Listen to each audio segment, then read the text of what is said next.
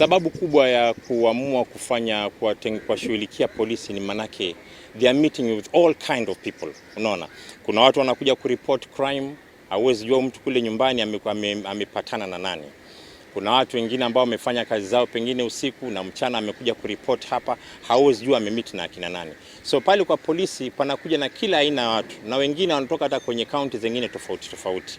The biggest challenge ambao tuko nao especially katika hii uwanja wa cleaning services is kitu inaitwa negligence from the bosses and negligence from the clients.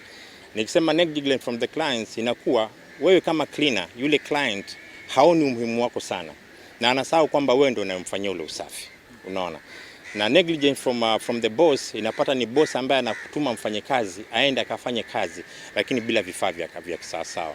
Hasa kama wale utapata pengine walikuwa hawana vifaa, because we've already been told kwamba huu ugonjwa unaingia through kushika mdomo wako, mapua ama macho.